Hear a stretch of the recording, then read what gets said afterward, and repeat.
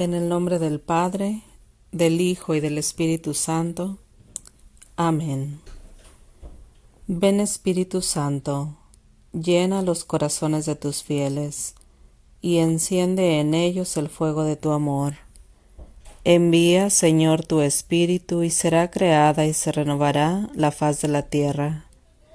Espíritu Santo, ilumina nuestro entendimiento, para que al leer o estudiar la Sagrada Escritura, sintamos la presencia de Dios Padre, que se manifiesta a través de tu palabra.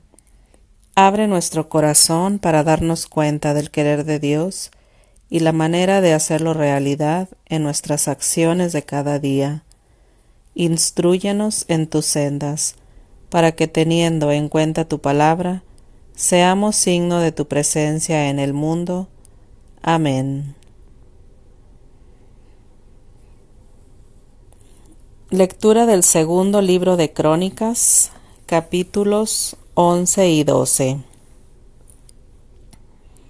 Cuando Roboam volvió a Jerusalén, reunió a toda la tribu de Judá y la de Benjamín, 180,000 combatientes escogidos para pelear contra Israel, para que reconocieran la autoridad de Roboam y se sumaran a su reino.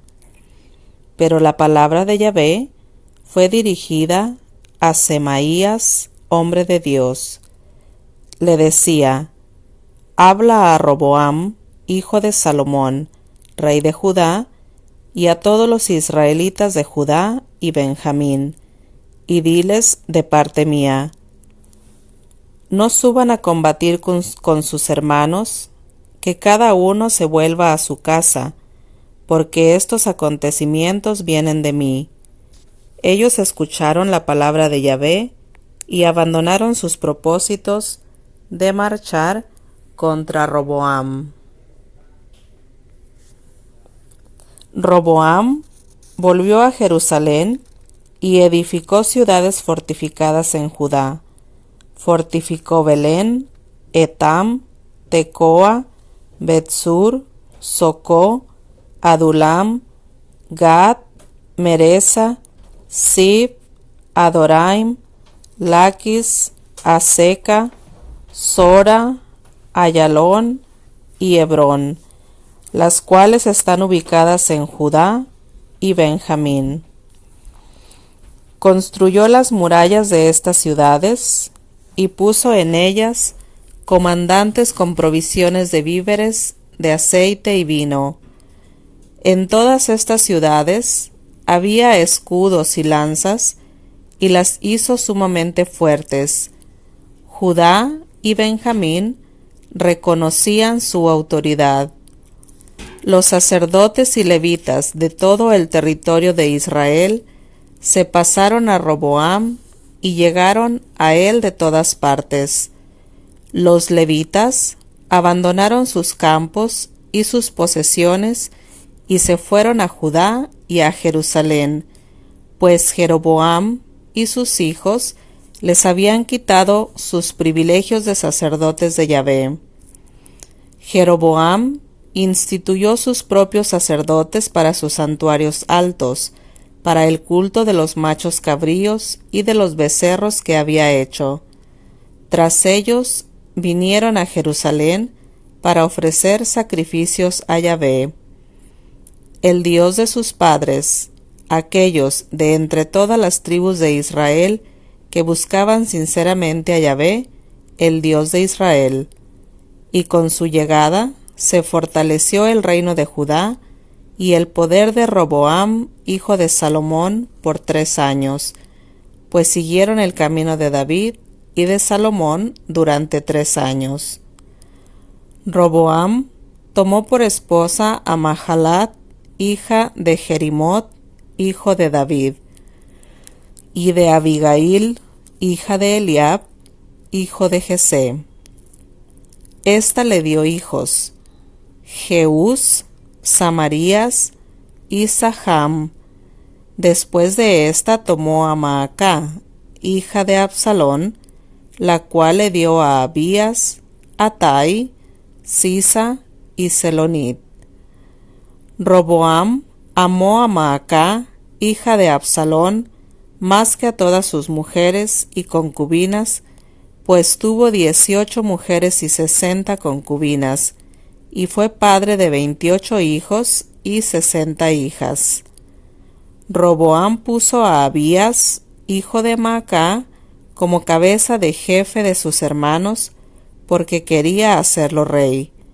Repartió hábilmente a todos sus hijos por toda la tierra de Judá y de Benjamín, en todas las ciudades fortificadas, dándoles todo lo necesario y procurando que se casaran. Cuando Roboam se sintió firme y fuerte en su reino, abandonó la ley de Yahvé y con él todo Israel. Y sucedió que el año 5 del rey Roboam subió Sosac, rey de Egipto, contra Jerusalén, pues sus habitantes no eran fieles a Yahvé. Llegaban con 1200 carros y 60,000 caballos. No se podía contar la gente que venía con él de Egipto, libios, suquitas y etíopes. Tomó las ciudades fortificadas de Judá y llegó hasta Jerusalén.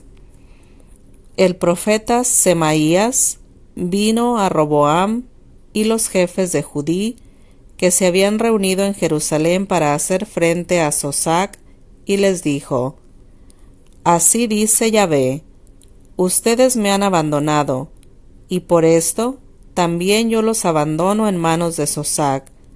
Entonces los jefes de Israel y el rey se humillaron y dijeron: Yahvé es justo.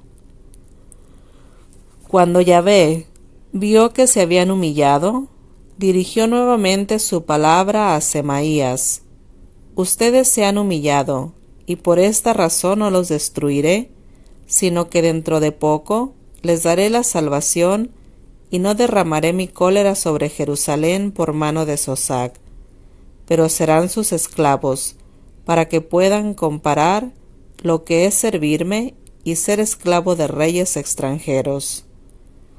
Subió pues Sosac, rey de Egipto, contra Jerusalén, y se apoderó de los tesoros de la casa de Yahvé y de los tesoros de la casa del rey. De todo se apoderó. Tomó también los escudos de oro que había hecho Salomón.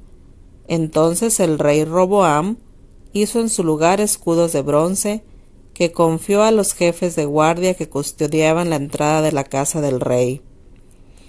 Cuando el rey iba a la casa de Yahvé, los hombres de la guardia los llevaban, y después los devolvían a la sala de la guardia. La ira de Yahvé se apartó de Roboam, y no lo destruyó todo, porque se había humillado. Había todavía cosas buenas en Judá. Se afianzó, pues, el poder del rey Roboam en Jerusalén. Roboam tenía 41 años cuando comenzó a reinar, y reinó 17 años en Jerusalén, la ciudad que había elegido Yahvé de entre todas las tribus de Israel, para poner en ella su nombre. La madre de Roboam era amonita y se llamaba Noama. Roboam hizo lo que era malo, porque no se había dedicado a buscar a Yahvé. Los hechos de Roboam, del comienzo al fin, no están escritos según el orden genealógico en la historia del profeta Semaías y del vidente Idó. Hubo guerra continua entre Roboam y Jeroboam. Roboam se acostó con sus padres y fue sepultado en la ciudad de David. Reinó en su lugar su hijo Abías.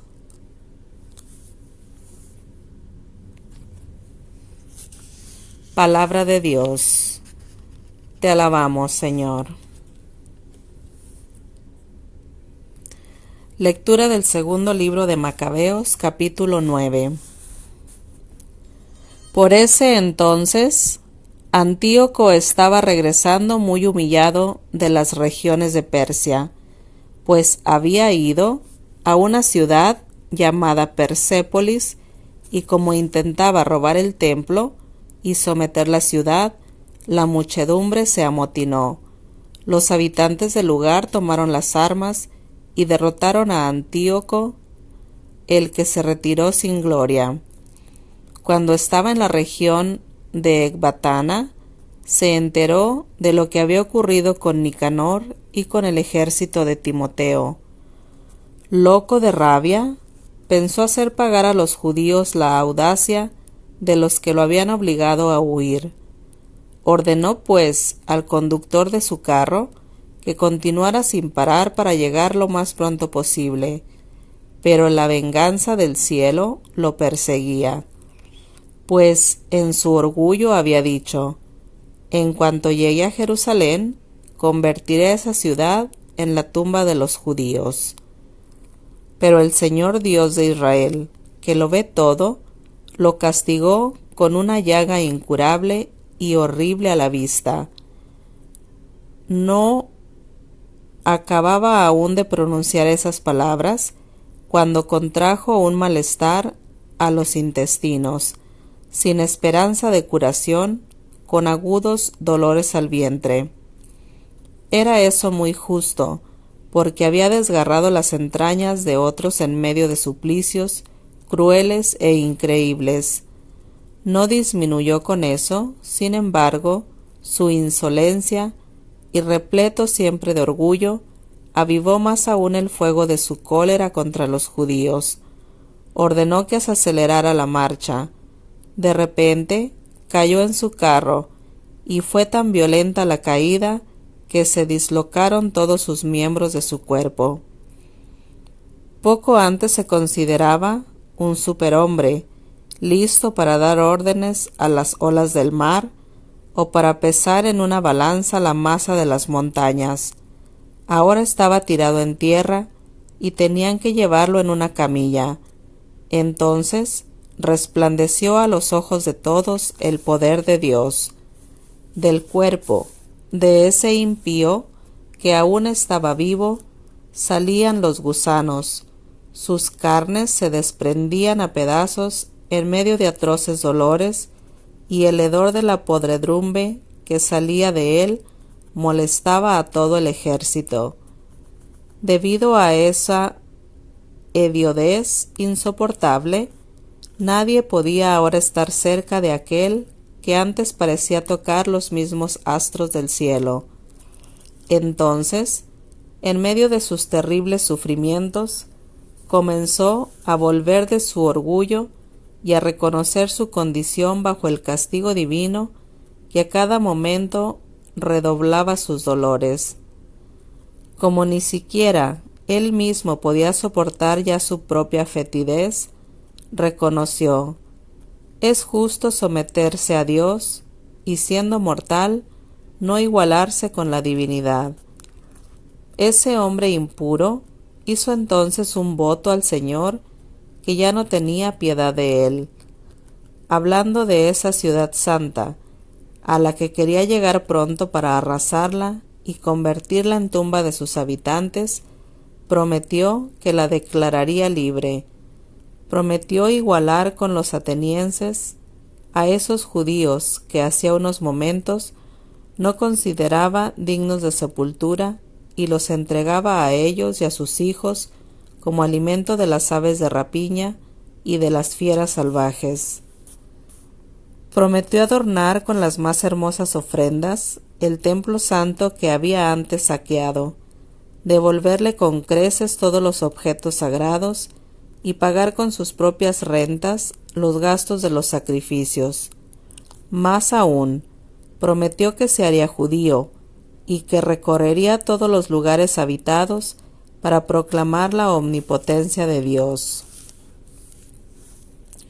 Pero sus sufrimientos no se calmaban, porque se había abatido sobre él el justo castigo de Dios.